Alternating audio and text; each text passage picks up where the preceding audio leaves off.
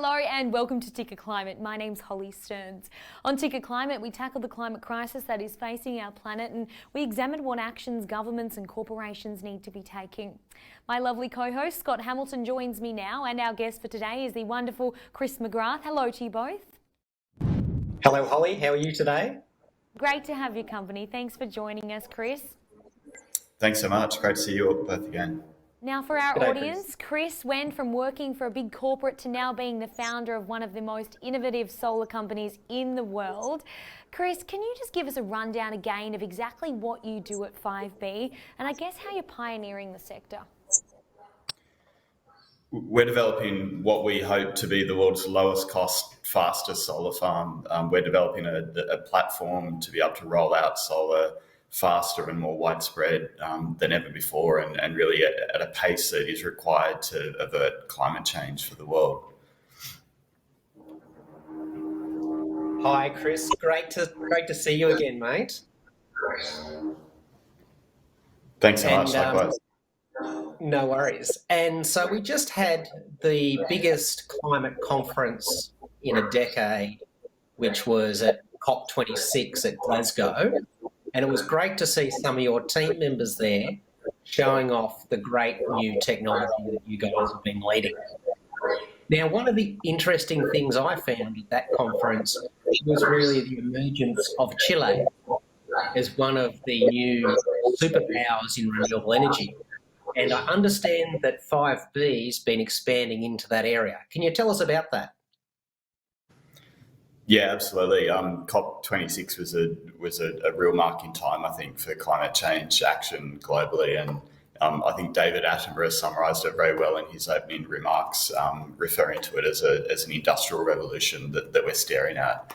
And when we think about that, we see both the need for clean electricity to be powering population centres, and also the renewable energy superpowers that are required behind the world to be producing all of the materials and the resources and the energy products or resources to be able to power that transition. And Chile looks quite similar to Australia in many ways in terms of its potential to be a renewable energy superpower.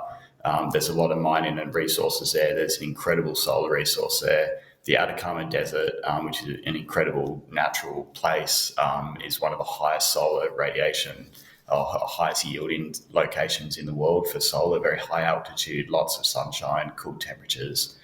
So it's a really amazing location to be working in. The Chilean government has some very ambitious targets for capturing that as Australia does. And they're really getting behind it, and we've got our first few projects rolling out there this year to be hopefully building that into a much bigger thing throughout 2022 and beyond. Yeah, it's remarkable. It sounds like there's so many incredible opportunities there, and as you said, it sort of just fits in to move into that space where there is so many resources. Scott, I'm keen to get your views on Chile. Yeah, so it's really fascinating as we move into this next decade about who are going to be the renewable energy superpowers of the world. And clearly Chile is right up there. It is one of the countries with the biggest solar potential per square kilometre, as Chris was saying. So it's got enormous potential, but it's also got really strong climate policies, which I've spent a bit of time looking at recently. It's got strong targets. It's got a strong infrastructure plan to make sure we can get that solar resource to where it's needed. So transmission plan is really important. And it's going to legislate its targets, which is actually quite important, we've found, for businesses to have confidence to invest in these sorts of places. So it's really exciting. So Chile is going to be right up there with Australia, I hope, as well as Saudi Arabia is also one of the big countries with a huge potential in this space. And the other one is Egypt, which is where the next Conference of the Parties, COP27 is going to be held, which we're looking forward to next year. Yeah, absolutely. Now, moving on, I guess a co-competitor with countries like Australia and the Saudi Arabia and places like Egypt, with the biggest energy potential per square kilometre in the world. Chris, just elaborate on that a little bit for us. The exact potential here. What are your thoughts? What are your thoughts and processes behind moving into these places? I think what we're staring at is this incredible transition for the world, and the numbers that we crunch kind of suggest that solar will be built out at about 60 times the capacity, or needs to be, and will be built out at about 60 times the capacity that we currently have in the world by 2050.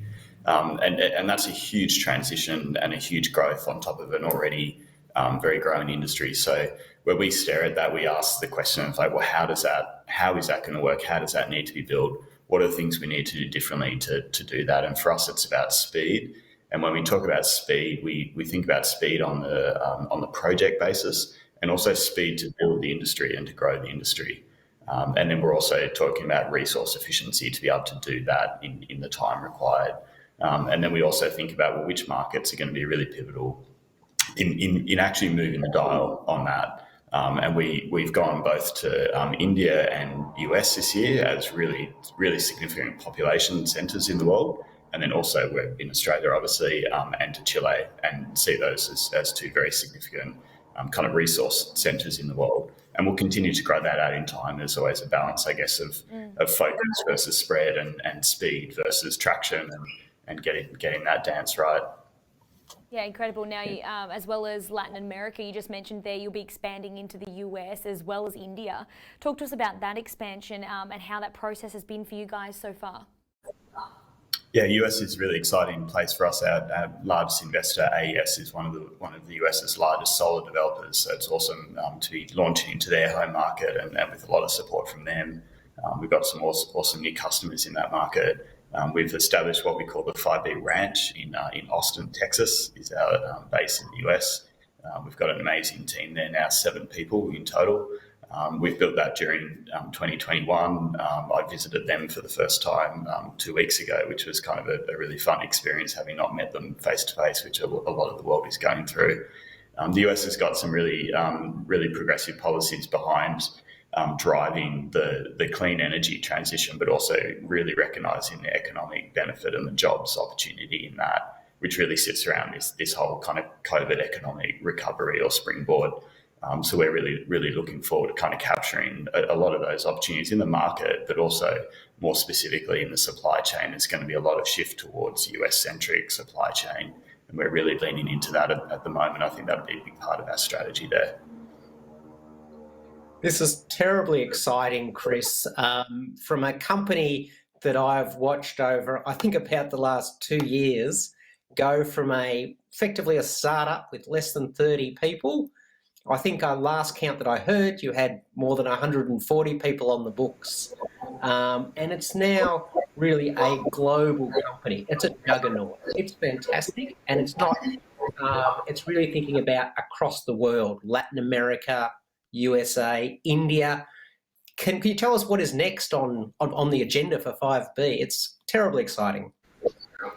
It is. I describe it as slightly terrifying and incredibly exciting at the same time. It's an amazing journey to be on, and the team we have is incredible. We're now at 165, I think, is the latest count. So every few weeks we need to update our figures. We've got some really exciting milestones that we're going to be hitting, hopefully by Christmas, in the sprint towards Christmas, and otherwise just into the new year, which we'll be able to talk about a little bit more as they happen. But I think generally the phase change that we're going through now is that we've laid a lot of foundation pieces. We've been going for 7 years now. We've got 30 to 40 megawatts of product on the ground. We've got another 20 megawatts in production, and an order book that's starting to fill out.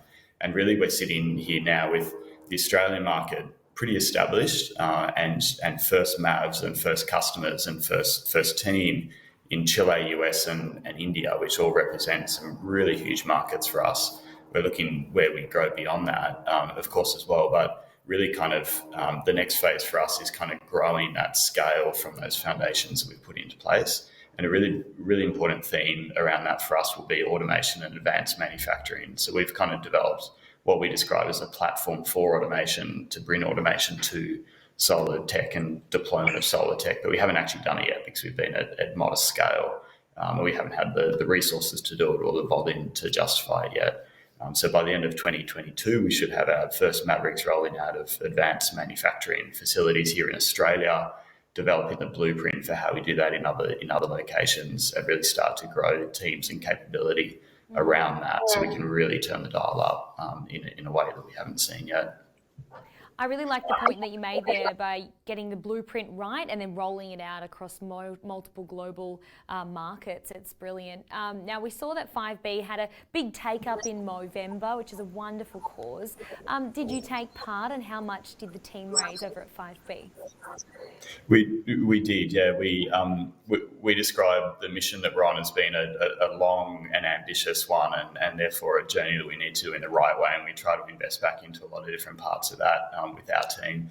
Our team got really excited and behind the cause. I think well-being for our team generally, and also for male kind of health issues is obviously a really significant part of staying the course for solving climate change by 2050. And our team really got behind that. So Nathan Tones, who works in our finance team, was a real spearhead there, and I gave Nathan the option as an accountant to choose between 2x to 5x co-contribution from 5B to all the money that the team raised, and he chose 5x, unsurprisingly. So so we've had an awesome fundraising drive for that. Oh, wonderful. We do have to wrap things up, but Scott, how remarkable is it to see companies like this going global into these huge markets? It is just fantastic, Holly, and this is really the future. These sorts of jobs, these companies, if people are graduating in engineering or science or accounting or economics or whatever it is, and you want an exciting future, join a company like 5B. It is going to be the next 10, 20 years. It's going to be amazing. Oh, incredible. Chris, thank you so much for your time. It's lovely to hear what you guys are doing and pioneering those global markets. Good on you. Thank you. See you again soon, hopefully. Scott, see you soon. Cheers, Chris. Cheers, Holly.